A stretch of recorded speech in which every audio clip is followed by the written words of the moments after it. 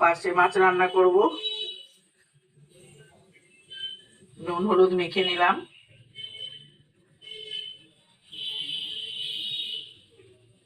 ছোট ছোট পার্শে, ভালোই লাগে এগুলো খেতে। সাদা সর্ষে আর কালো সর্ষে পোস্ত একসঙ্গে করে বেটে নেব।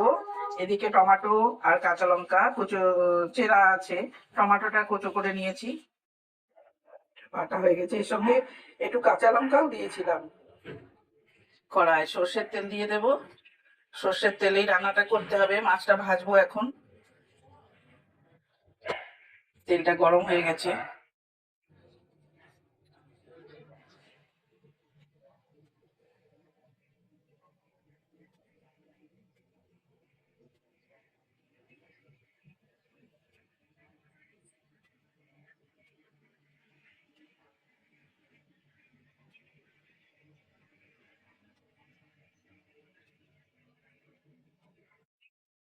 এই ব্যাচের মাছটা ভাজা হয়ে গেছে, বেশি কড়া করে ভাজবো না, আমি এইভাবেই ভেজেছি। এরপরে আরো কিছু মাছ ভাজা হচ্ছে। আমার সব কটা মাছ ভাজা হয়ে গেছে। কড়াই ওই তেলেই কালো জিরে ফোড়ন দিয়ে দেবো, আর দেব কাঁচা লঙ্কা, চেরা কাঁচা লঙ্কা। এবারে ওই বেটে রাখা সর্ষে পোস্ত, ওর সঙ্গেও একটু কাঁচা লঙ্কা ছিল বাটা, টমেটো, নুন, হলুদ।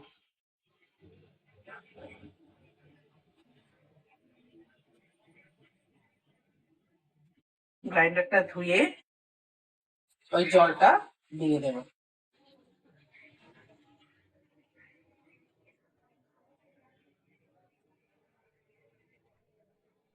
ঝোলটা ফুটে উঠেছে। এবারে আমি ভেজে রাখা মাছগুলো দিয়ে দেব।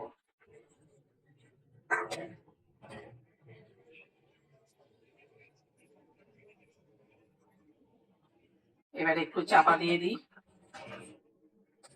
দেখো আমার এটা হয়ে গেছে, টকবক করে ফুটছে। একটা জিনিস আমি দিয়েছি দেখাইনি, এই যে এটা এটা হলো গিয়ে আমডোলা।